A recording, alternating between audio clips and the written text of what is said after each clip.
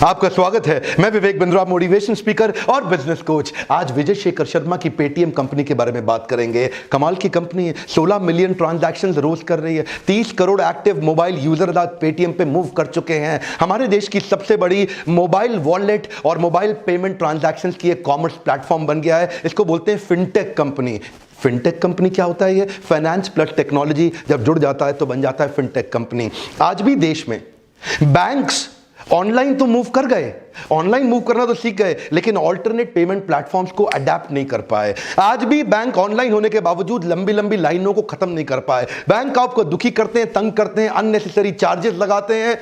इसीलिए जन्म होता है फिनटेक कंपनी का। और आज फिनटेक कंपनी की बात करेंगे पेटीएम। पेटीएम ये शुरू में ही पहचान गया था कि भाई इतने सालों से इंटरनेट चालू है हमारे देश में और ई कॉमर्स प्लेटफॉर्म आ गए हैं, ऑनलाइन टू ऑफलाइन। ऑनलाइन माल बुक करो, कैश ऑन डिलीवरी, घर पे जाओ कैश ऑन डिलीवरी, एनईएफटी से पेमेंट करेंगे, चेक से पेमेंट करेंगे। इसने सोचा यार इंटरनेट आए हुए इतना टाइम हो गया, किसी ने आज तक मोबाइल से सीधा पेमेंट करने के बारे में सोचा ही नहीं, जिसके लिए इन्होंने बनाया मोबाइल वॉलेट, पे थ्रू मोबाइल, पेटीएम, पे थ्रू मोबाइल। और इसने छुट्टे की समस्या खत्म कर दी। हाँ, इतना छुट्टे की समस्या होती थी पहले, दुकानदार के पास जाओ, 4 रुपए बचेंगे आपको टॉफी दे देगा, टॉफी की जबरदस्ती की समस्या खत्म कर दी। पहली बार एक रेवोल्यूशन लेके आया, मन में बड़ा नोबल कॉज रखा। $16 बिलियन की वैल्यूएशन वाली कंपनी। सबसे ज्यादा प्राइड इस बात में महसूस करती है कि छोटा सब्जी वाला, ठेले वाला पेटीएम पे मूव कर चुका है। उसका ठेले को वो सुंदर बना के डेकोरेट करता है पेटीएम के क्यूआर कोड के साथ। 68% मार्केट शेयर के साथ सबसे आगे है। इसका राइवल नंबर 2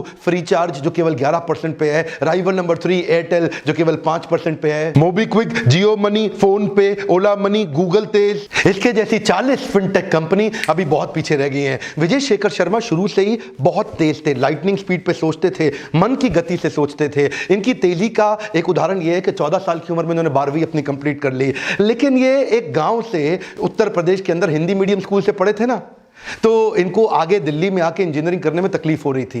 1 साल लगा करके एंट्रेंस की तैयारी करी। अब हिंदी और इंग्लिश किताबें साथ साथ रख के पढ़ते थे। पहले हिंदी में इंग्लिश में पढ़ते थे, उसका ट्रांसलेशन हिंदी में पढ़ते थे, डिक्शनरी साथ में खोलते थे, उसका ट्रांसलेशन पढ़ते थे। बहरहाल Delhi college of engineering, prestigious engineering college, इनका वहाँ एडमिशन तो हो गया। शुरू से टॉपर रहने वाले विजय शेखर बड़े परेशान हो गए। टीचर वहाँ अंग्रेजी में पढ़ाता था, डीपीएस स्कूल के टॉपर वहाँ इसके साथ कॉम्पिटिशन में बैठे होते थे।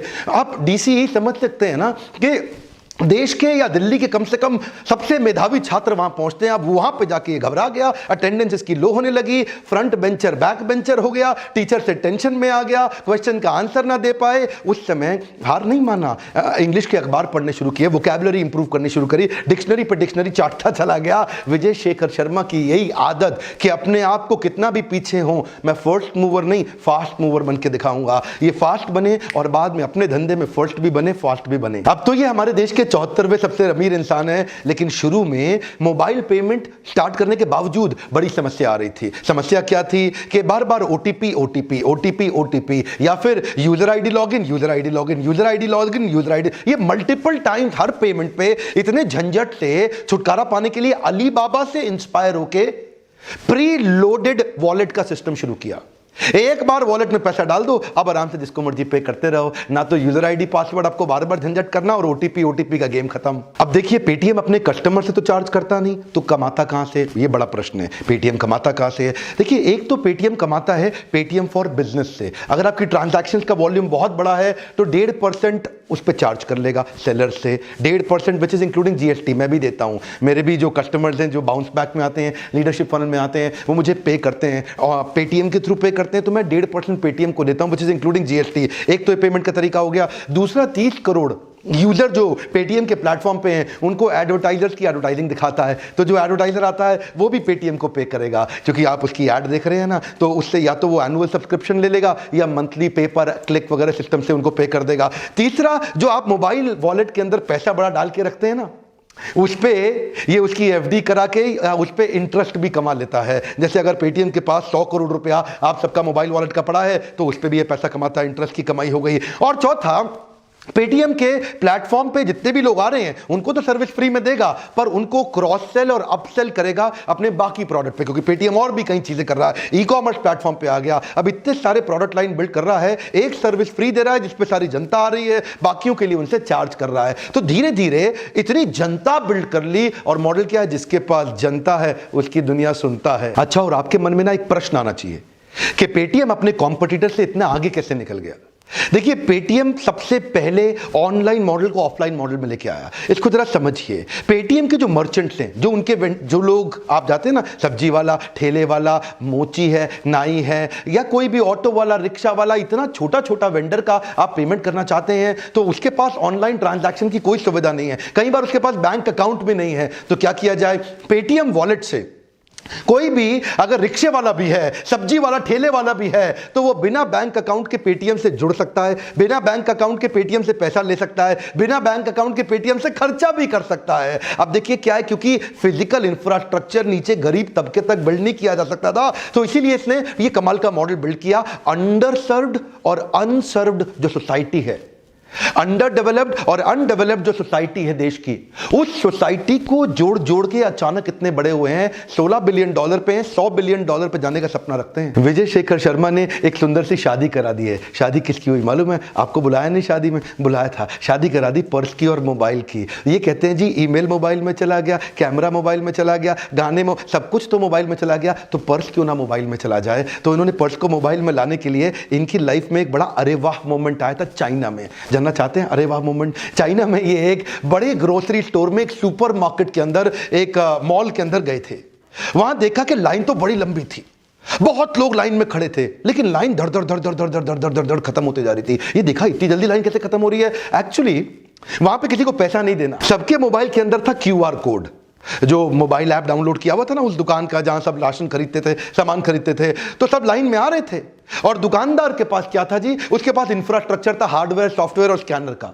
वो आते, वो क्यूआर कोड को स्कैन कर लेता दुकानदार चाइना में, तो क्या हुआ जी, उसके मोबाइल से पैसा दुकानदार के पास आ गया और दुकानदार की ऑनलाइन रिसीट तुरंत उसके मोबाइल में चली गई। तो जी सारा टेंशन खत्म, लाइन धड़ धड़ धड़ धड़ धड़ खत्म हो रही थी। ये सोचा इंडिया में कैसे इंप्लीमेंट होगा, इतना हार्डवेयर, सॉफ्टवेयर, इतना क्यूआर कोड को स्कैन करने का सिस्टम इंडिया में छोटा दुकानदार नहीं रख पाएगा, ये मॉडल नहीं चलेगा। तब ये इंडिया में आए, इसको बोलते हैं अरे वाह मोमेंट। क्या किया, 180 डिग्री घुमा दिया, पूरा प्रोसेस उल्टा कर दिया। हर कस्टमर के पास जो स्मार्टफोन है उसमें कैमरा होता है।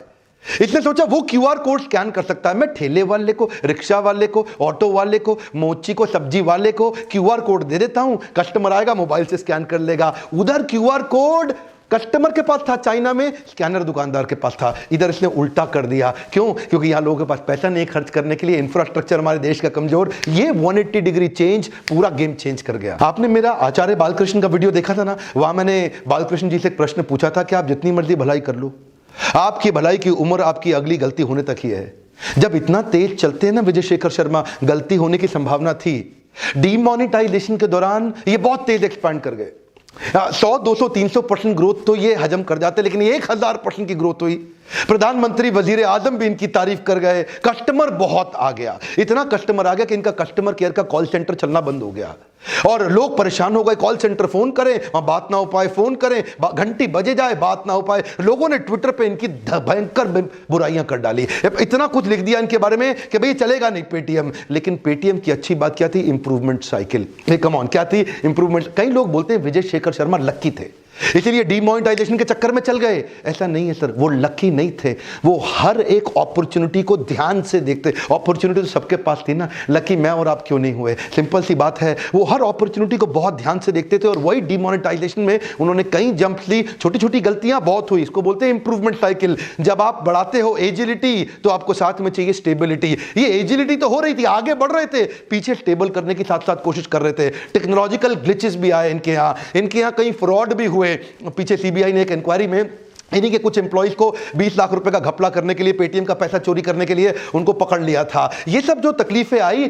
लेकिन ये मैं बहुत पसंद करता हूं विजय शेखर को, इतनी तेज स्पीड और पीछे स्टेबल भी करते जा रहे हैं, स्टेबल भी करते जा रहे हैं। करते कैसे हैं? इसको बोलते हैं एजिलिटी प्लस स्टेबिलिटी। ये मैं लीडरशिप फनल के फ्रेमवर्क में बहुत डिटेल में समझाता हूं। आगे बढ़ने के साथ साथ पीछे वाले को रोकना, स्टेबल कैसे करना है। एजिलिटी अगला स्टेप, अब इसको स्टेबल करो। एजिलिटी फिर अगला स्टेप, अब इसको स्टेबल करो। एजिलिटी स्टेबिलिटी, एजिलिटी स्टेबिलिटी, ये स्टेप बाय स्टेप चलने का मॉडल विजय शेखर शर्मा ने करके दिखाया है। उन्हीं दिनों शुरू में एडवर्टाइजिंग कैंपेन में जल्दी में पूरा कस्टमर को पकड़ने के चक्कर में इनका कैंपेन में गड़बड़ हो गई। लोगों को क्या बोले? ड्रामा मत करो, पेटीएम करो। लोगों को बुरा लग गया, हम ड्रामा करते हैं, तो उन्होंने उसको चेंज कर दिया तुरंत, चिंता मत करो, पेटीएम करो। दीदी हमारी चिंता ना करो, पेटीएम करो। झिक झिक मत करो, पेटीएम करो। झिक झिक क्यों? पेटीएम करो। गोली देना बंद करो, एक स्कैन में डन करो। गोली देना बंद करो, बस एक स्कैन में डन करो। छुट्टे का झंझट बंद करो, पेटीएम करो। छुट्टे के झगड़े, अरे छुट्टा नहीं है सर, 500 ही है, तो पेटीएम कर दीजिए। बंद करो। बार्गेन जी भर करो, अपने प्राइस पे डन करो, पेटीएम करो। बार्गेन जी भर करो, अपने प्राइस पे डन करो, पेटीएम करो। इनकी ये सारी इमोशनल राइमिंग वर्ड्स के जिंगल लोगों को याद हो गए। करो करो करो, एटीएम नहीं पेटीएम करो, ये बंद करो पेटीएम करो, ये मत करो पेटीएम करो। वो जिंगल जो थे ना राइमिंग वर्ड के, लोगों को याद रह गए। अब ये आगे बढ़ रहे थे तेजी से और लोग बड़े इनके साथ चलने लगे। इनसे गलती क्या हो गई थी? ये पेटीएम का जो कलर स्कीम था वो पेपैल के जैसा था। पेपैल का कलर स्कीम, इनके लोगो जो ना आपस में मिलते थे। अब आ गया पेपैल को गुस्सा, ये दुनिया की सबसे बड़ी ऑनलाइन पेमेंट कंपनी, ये आकर के इनके सर पे चढ़ गई, भाई तूने कैसे मेरी कलर स्कीम कॉपी करी? मैं दुनिया का सबसे बड़ा और तू बैठा है इंडिया में, तो तूने। अब उसने इसके ऊपर जो हाथ धो के पीछे पड़ा, कोर्ट में कर दिया बहुत बड़ा केस। विजय शेखर शर्मा उनको कहते हैं, भाई मेरी बात सुन, मेरे को तेरे से कोई फायदा नहीं। तू दुनिया में बड़ा होगा, तू इंडिया में कहीं दिखता नहीं। मैं इंडिया में बड़ा हूं, दुनिया में अभी मैं जाता नहीं, तो तेरा मेरा क्या झगड़ा आपस में? कोर्ट में केस अभी भी चल रहा है। जैसे जैसे आगे बढ़ते हैं, तकलीफा आपका पीछा नहीं छोड़ती। What I like about him is कि इतनी सारी तकलीफों को संभालते हुए ये स्पीड को रोके नहीं। आप क्या सोचे? छोटी मोटी प्रॉब्लम्स हैं, बहुत सारी हैं। फ्रॉड और चार्ज बैक की प्रॉब्लम अपने आप में बहुत बड़ी है। इसके लिए ये एक ऑनलाइन सॉफ्टवेयर बिल्ड कर रहा है, फेस रिकॉग्निशन, जैसे फेसबुक कर रहा है ना, फेस रिकॉग्निशन, ताकि ये सारे लफड़े खत्म हो जाएं। क्रॉस बॉर्डर ट्रांजैक्शन ठीक कर रहा है, क्योंकि दुनिया भर में जब क्रॉस बॉर्डर होता है वो बड़ा स्लो, इनएफिशिएंट और एक्सपेंसिव पड़ता है। कार्ड डेटा सिक्योरिटी से हमेशा कैसे बचे उसके बारे में सोच रहा है। मल्टी करेंसी, जब लोग दूसरे दूसरे देशों से पैसा भेज रहे हैं तो अलग अलग करेंसी में भेजते हैं, उनके पेमेंट मेथड अलग होते हैं, तो उसमें कई रेगुलेटरी प्रॉब्लम्स आती हैं, उसको भी मैनेज कर रहे हैं। और नए नए टेक्निकल इंटीग्रेशन करने पड़ते हैं, क्योंकि ये जो ऑनलाइन पेमेंट का एक प्रोप्राइटरी यूनिवर्स है ना, इसमें बहुत सारे सॉफ्टवेयर और हार्डवेयर चाहिए।